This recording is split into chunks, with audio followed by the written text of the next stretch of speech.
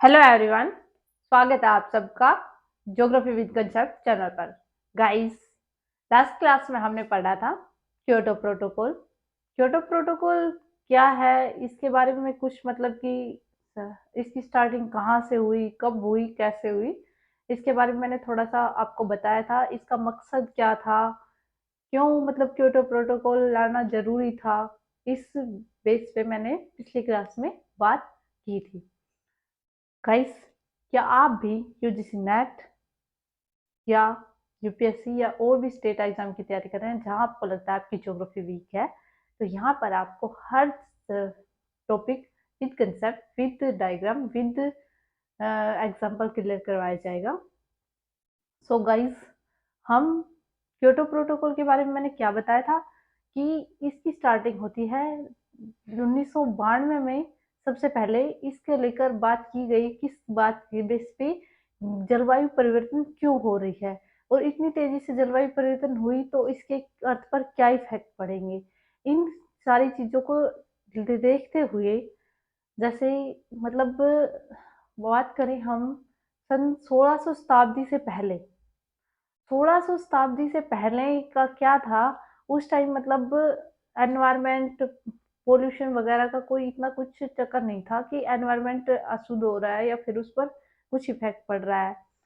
उस 1600 सदी के अंदर जब औद्योगिक क्रांति आई, जब उद्योगों का मतलब विकास हुआ हुआ सबसे पहले यूरोप के अंदर हुआ था। तो वहां से मतलब कि आपको पता है उद्योगों के अंदर कितनी विषैली गैसें निकलती है और इसका इतना ज्यादा क्रांति हुई उद्योगों की कि फिर तो मतलब कि इन चीजों के ऊपर मतलब एक टाइप से ये विकास की राह माने जाने लगी। इन गैसों की वजह से जब एनवायरनमेंट में अब इस चेंजमेंट होने लगा तो उस चीज पर ध्यान कब गया, 19वीं शताब्दी में। और धीरे धीरे मतलब कि साइंटिस्टों ने एक शोध किया और उसमें ये बताया कि मतलब कि कार्बन डाइऑक्साइड गैस कितनी तेजी से बढ़ रही है और इसके क्या साइड इफेक्ट हैं अर्थ के ऊपर। अर्थ मतलब कि एक हीट चैम्बर बन के रह गया है, इसके ऊपर बात की गई थी। उसके बाद मतलब कि इसके लिए क्या किया जाए, इस के लिए एक मीटिंग रखी गई 1992 में, जिसे पृथ्वी शिखर सम्मेलन के नाम से जाना जाता है। एग्जाम में क्वेश्चन भी पूछे जाते हैं बार बार, पृथ्वी शिखर सम्मेलन कब हुआ। तो इसके बारे में हम आज आप कुछ पिछली क्लास में बताया था, आज बताएंगे कुछ कि पृथ्वी शिखर सम्मेलन 1992 में रियो डी जेनेरो ब्राजील के अंदर हुआ। उसके बाद ये 1995 में बर्लिन के अंदर हुआ और 1996 के अंदर ये पेरिस पेरिस के नहीं सॉरी जेनेवा स्विट्जरलैंड के अंदर हुआ। ये अर्थ समिट था। इसके अंदर मतलब प्लानिंग की गई कि हम कैसे जलवायु परिवर्तन को जलवायु परिवर्तन के लिए जो कारक हैं उनको कैसे हम कम कर सकते हैं। इसके इसके लिए उस उस टाइम बात की गई, लेकिन वो तो एक बेस था, वो तैयार हो गया था। उसके बाद क्योटो प्रोटोकॉल के नाम से एक संधि हुई। वो कब होती है, सन 1997 में। और कहाँ पे हुई, ये जापान के एक क्योटो नाम के शहर में हुई। क्या था हमारा टॉपिक, क्योटो प्रोटोकॉल। इसके बारे में थोड़ा सा बेस बताना जरूरी था क्लास से पहले, ताकि आपको क्लास को समझने में कोई दिक्कत ना हो। तो गाइस, देखते हैं क्योटो प्रोटोकॉल क्या है। क्योटो प्रोटोकॉल,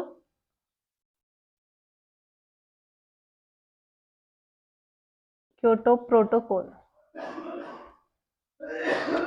क्योटो प्रोटोकॉल क्या है। जलवायु परिवर्तन, जलवायु परिवर्तन को नियंत्रण करने वाले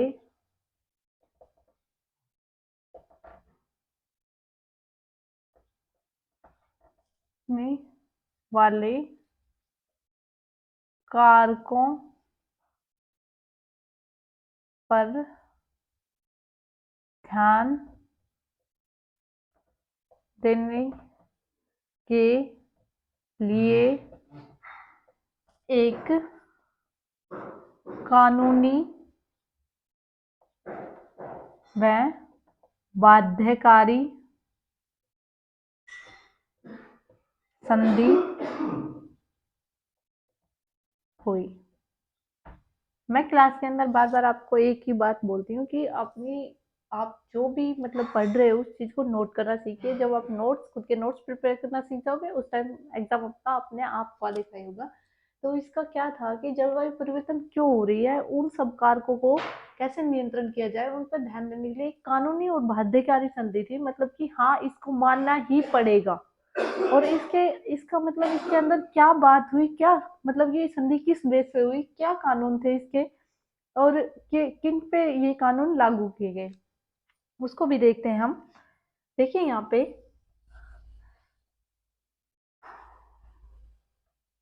पूरे वर्ल्ड को 3 टाइप की कंट्रीज में डिवाइड किया गया है। फर्स्ट विकसित, सेकंड विकासशील। विकसित कौन से राष्ट्र हैं, विकसित देश कौन से हैं? यूरोप की कुछ कंट्रीज, अमेरिका, कनाडा, जापान, चीन, रसिया। और विकासशील कौन से हैं? एशिया की मोस्टली कंट्रीज, इंडिया टाइप। और एक थर्ड है अविकसित, जिसमें अफ्रीका की मोस्टली कंट्रीज आती हैं जो अभी मतलब विकास उनका हुआ नहीं है।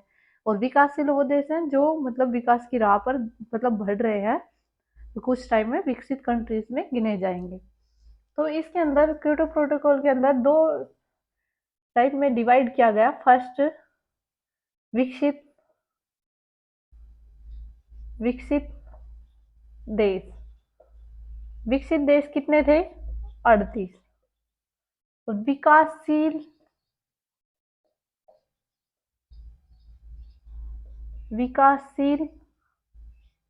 थे 17। और टोटल हुए ये 55। मतलब क्योटो प्रोटोकॉल के अंदर कितने देश शामिल हुए थे? क्योटो प्रोटोकॉल के अंदर टोटल 55 देश शामिल हुए थे, जिसमें विकसित राष्ट्र 38 थे और विकासशील 17। और इनके ऊपर मतलब एक जिम्मेदारी थोपी गई कि आपको इतनी इतनी परसेंट मतलब कि ग्रीन हाउस गैसें कम करनी है।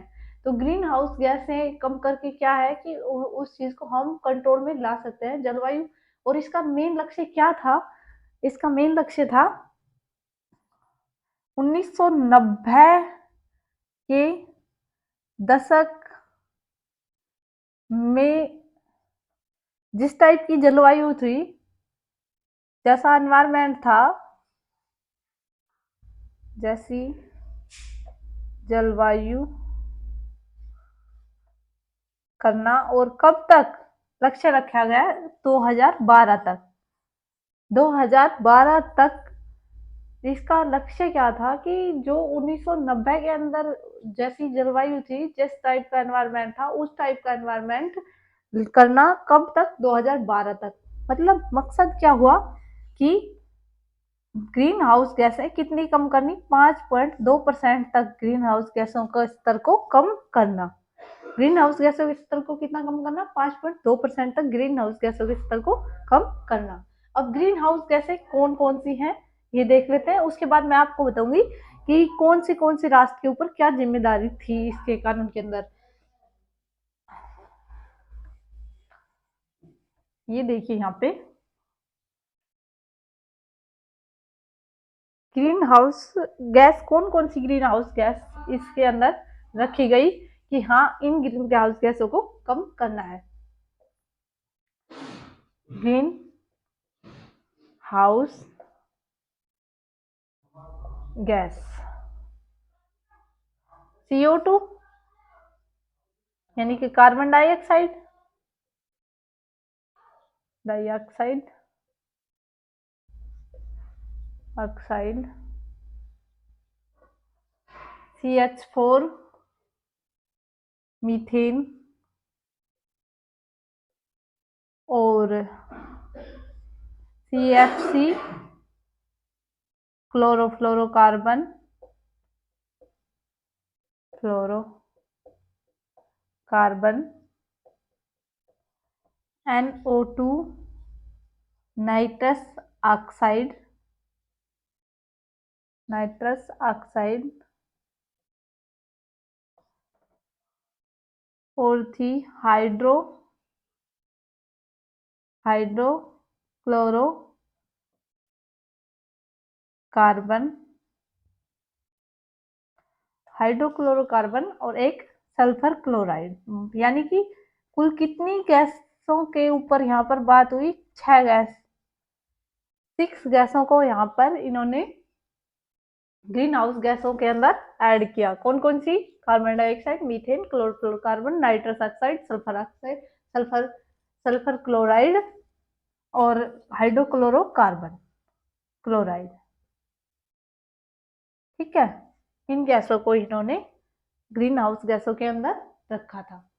हो गई टोटल 6। और इनका परसेंटेज बताऊं तो इन दो गैसों बहुत माइनर है। ये है 60%, इसका परसेंट है 60, इसका 20, इसका 16, इसका 3 और ये दोनों गैसें 1% के समथिंग। ठीक है, इतना समझ आया? इन गैसों के को कम करने की बात की गई थी क्योटो प्रोटोकॉल के अंदर। अब उस संधि में क्या बात हुई थी वो देखिए, क्या संधि की गई और ये संधि पर सिग्नेचर कब हुए?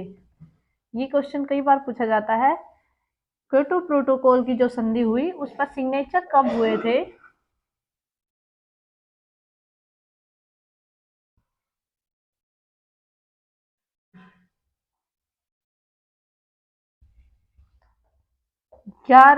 दिसंबर 11 दिसंबर 1997 को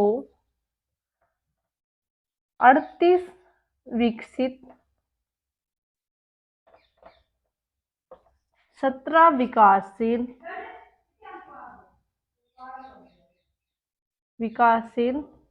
राष्ट्रों ने हस्ताक्षर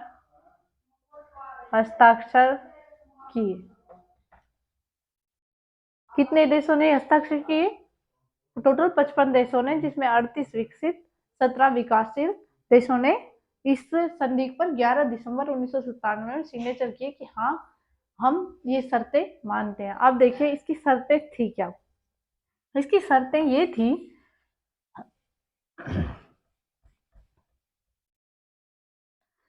इस संधि की शर्त थी, शर्तें, इस संधि की शर्त क्या थी? इस संधि की शर्त ये थी कि यूरोपियन राष्ट्र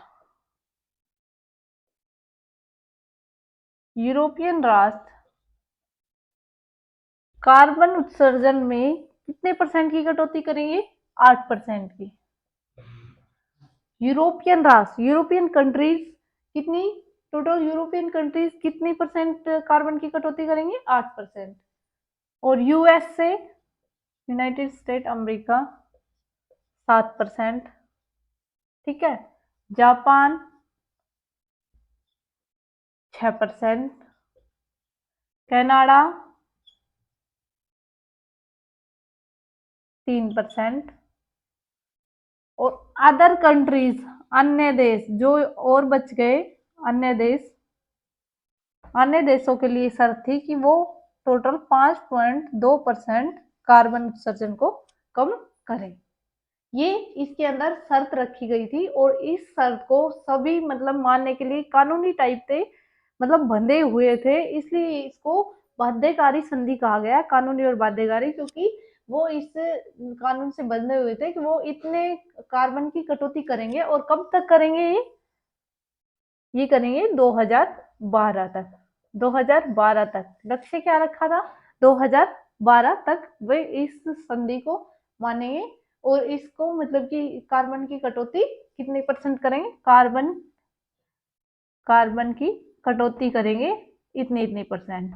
ठीक है, एक बार फिर रिवाइज करा देते हैं इस क्लास को, फिर उसके बाद देखना इसके अंदर मतलब कि सन 2001 के अंदर मतलब अमेरिका इससे बाहर हो गया था। अमेरिका ने मना कर दिया था कि मैं इस कानून को नहीं मानता, मुझे तो भाई इतने उद्योग, मैं अपने उद्योगों को बंद नहीं कर सकता, यहाँ पर मैं इतने कार्बन की कटौती नहीं कर सकता, तो वो इससे बिल्कुल मना हो गया था। उसके बाद ये संधि एकदम से मतलब कि सभी राष्ट्र मना कर गए थे। अमेरिका के निकलने के बाद सबने कह दिया कि हम क्यों माने फिर और अगर अमेरिका ही नहीं मान रहा है तो फिर उसके बाद सन 2005 के अंदर जापान और फ्रांस यानी कि कुछ यूरोपियन कंट्रीज और जापान के अथक प्रयासों से इस संधि को दोबारा से मतलब लागू किया गया। और मतलब अमेरिका के अलावा और जो बाकी राष्ट्र थे वो इस संधि को अब भी मान रहे हैं। हालांकि वो इसको मतलब कि इसको लक्ष्य को पूरा नहीं कर पाए 2012 तक। उसके बाद होता है पेरिस एग्रीमेंट, मतलब इसी के बेस पर पेरिस एग्रीमेंट हुआ, उसको हम अगली क्लास में देखेंगे। एक बार फिर से इस चीज को रिवाइज कर लेते हैं, अच्छे से याद हो जाएगा। क्या है क्योटो प्रोटोकॉल? क्योटो प्रोटोकॉल एक मतलब जलवायु परिवर्तन को नियंत्रण करने के लिए जो भी कारक जिम्मेवार हैं उनको मतलब नियंत्रण करना था इसका लक्ष्य। और क्या है, इसकी संधि कब हुई? 11 दिसंबर 1997 में। कितने देशों ने हस्ताक्षर किए? 55 देशों ने हस्ताक्षर किए, जिसमें कितने विकसित थे? 38 विकसित राष्ट्र और 17 विकासशील, टोटल 55 देश थे। और कौन कौन सी ग्रीन हाउस गैसें थी? 6 ग्रीन हाउस गैसें थी। कौन कौन सी? Carbon dioxide, methane, nitrous oxide, chlorofluorocarbon, hydrochloride, sulphur chloride. ये 6 गैसें थी जो इन्होंने मतलब मुख्य जिम्मेवार गैसें मानी ग्रीन हाउस गैसों में। और इनका परसेंटेज था कार्बन डाइऑक्साइड का 60%, और मीथेन का 20%, नाइट्रस ऑक्साइड का 4%, क्लोरोफ्लोरोकार्बन का 16%, और अदर गैसेस बच गया उनका 1 से भी कुछ कम परसेंट है, 2 गैसें और बच गई थी। और इसका क्या था मतलब इसका क्या वो किया कि कौन कौन सी गैस, इसमें शर्तें क्या रखी गई कि यूरोपियन कंट्रीज टोटल 8% कार्बन में कटौती करेंगी, यूएसए 7% में, जापान 6% में और कनाडा 3% में, और बाकी अदर कंट्रीज बच गई वो 5.2% कार्बन की कटौती करेंगी। इस संधि के अंदर इसके ऊपर बात की गई। सो गाइस, आशा करती हूँ आज का टॉपिक आपको समझ आया होगा, क्योटो प्रोटोकॉल समझ आया होगा। अगर इससे रिलेटेड अगर आपके मन में कोई डाउट है तो उस कमेंट सेक्शन में लिखें। और क्लास को देखने के बाद अगर आपको क्लास अच्छी लगती है तो क्लास को शेयर करें, क्लास को सब्सक्राइब करें। Thank you.